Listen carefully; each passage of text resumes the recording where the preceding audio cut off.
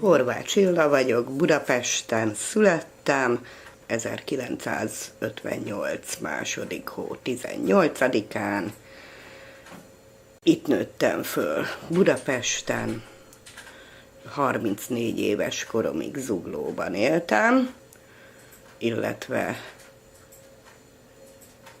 a Kerepesi úti lakásban, amit a szüleimtől örököltem 1977-ben, akkor 19 éves voltam. 1980-ban született a lányom, és 2003-ban lettem hajléktalan. Addig volt vagy 30 munkahelyem, most éppen a 33. munkahelyemen vagyok. Mindent kipróbáltam a világon, amit lehetett. Voltam könyvtáros, voltam egy ilyen állattelepen adminisztrátor, amiben az állatok nyilvántartása is benne volt, tehát nekem kellett fülbevalózni a marhákat, birkákat, és csipkéztem a malacok fülét. A világon mindent kipróbáltam, amit egy sima érettségivel ki lehet próbálni.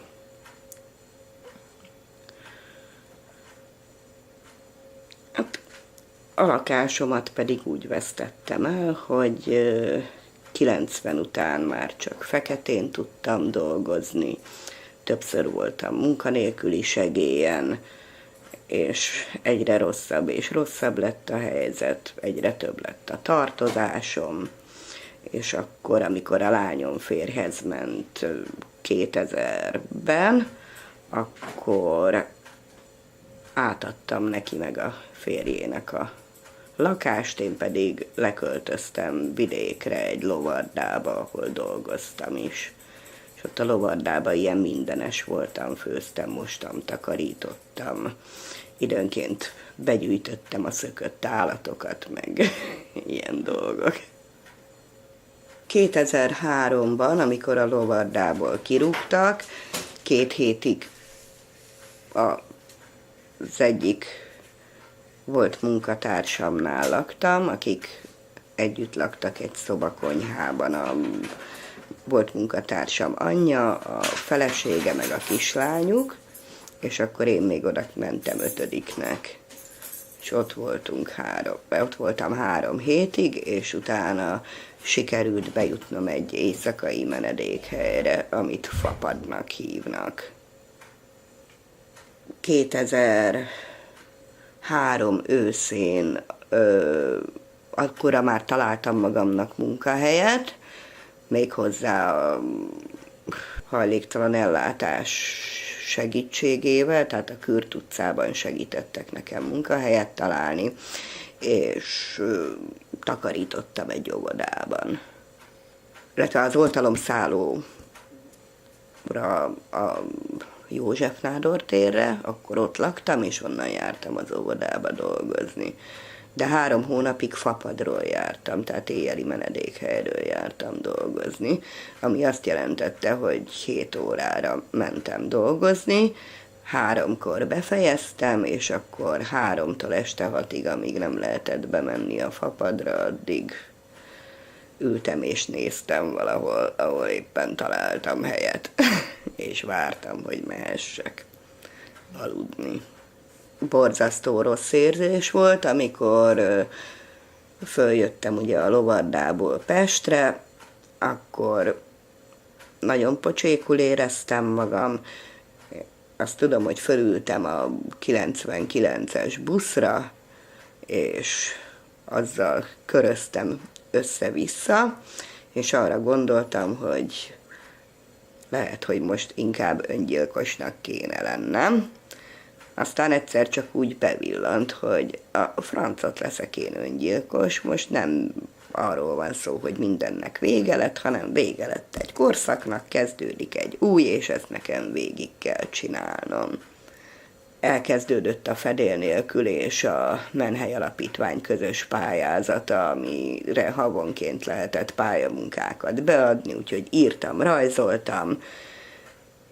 Aztán szép lassan kezdtem úgy felépülni, a lányommal közben megjavult a kapcsolatunk, aztán el is váltak, és 2005-ben nyert a Menhely Alapítvány megint csak közösen a BMSK-ival egy európai pályázatot, ez volt az Equal A57-es program. Cikkeket írtunk az újságban, gyakorlatilag magáról erről a programról. És akkor ennek a programnak a keretében 2007-ben kerültem ki Londonba egy konferenciára. Ennek az Equal programnak köszönhetően vannak rajzaim külföldön, tehát van egy Londonban, sőt nem Londonban 2 van egy rajzom Párizsban, és vittek rajzomat Ausztráliába is. És hát ezekért mind kaptam pénzt is tulajdonképpen, tehát úgy apránként nagyon-nagyon lassan sikerült fölépíteni újra az életemet, és 2008-ba jöttem ide dolgozni a Vajdahunyad utca 3-ba, azóta itt vagyok a nappali melegedőben. Hát most már valamivel többet kapok, mint a minimálbér, de nem sokkal. Úgyhogy azt hiszem 73 000 forint most már, amit megkapok. De hát ebből tudok fizetni egy olcsó albérletet, és képes vagyok fenntartani magam. Szóval a nagy összeomlás után sikerült valahogy helyre rázni magam, de hát ez egy elég hosszú folyamat volt, több mint 5 évig tartott. És hát most is penge élem.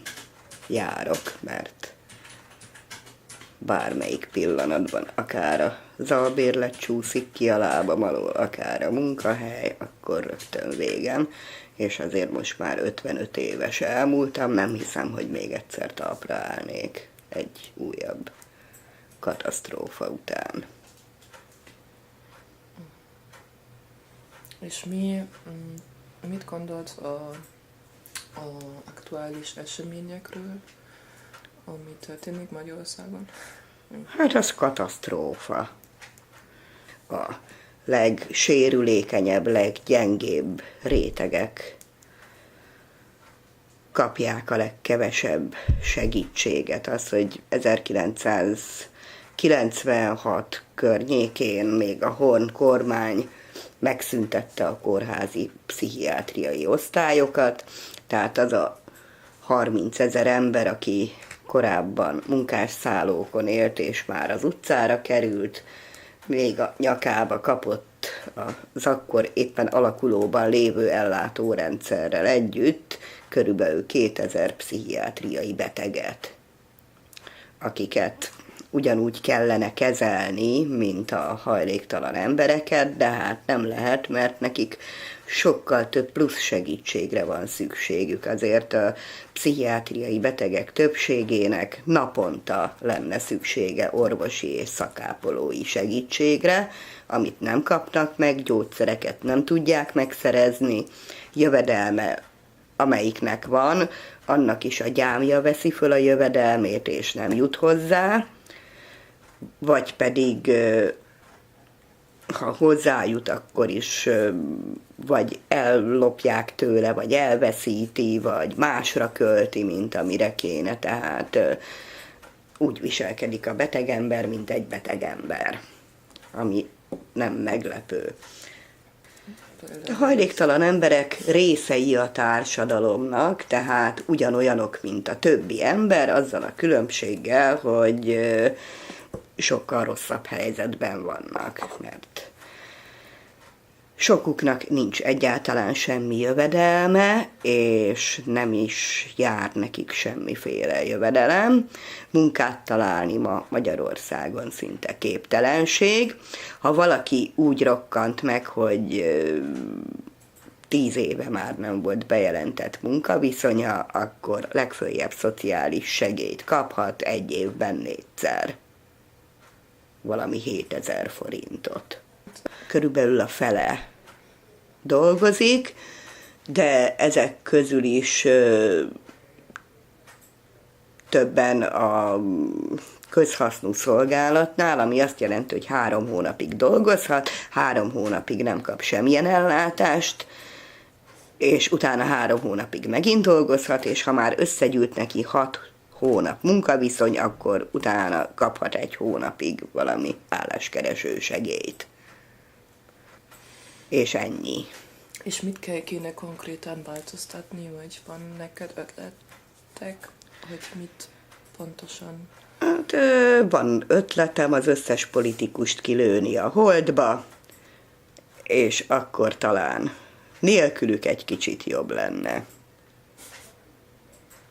Több munkahely lenne, jobban el tudnánk osztani a meglévő állami bevételeket.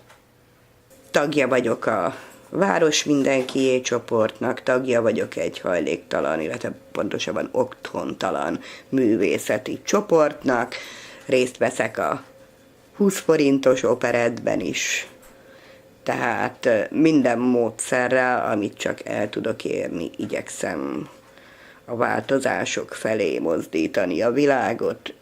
Nagyon kicsit mozdul, de mozdul. Minden embernek tiltakoznia kéne, együtt is és egyenként is, azok ellen a katasztrofális intézkedések ellen, amit a kormány művel.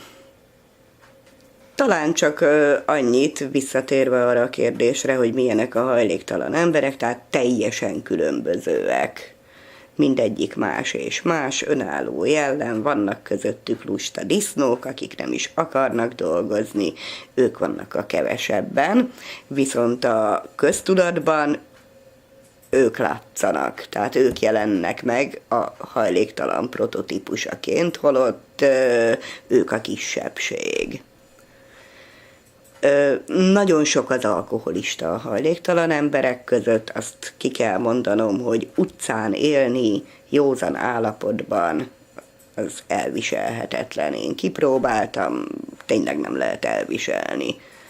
Onnan vagy sikerül kijutni, vagy belebolondul az ember.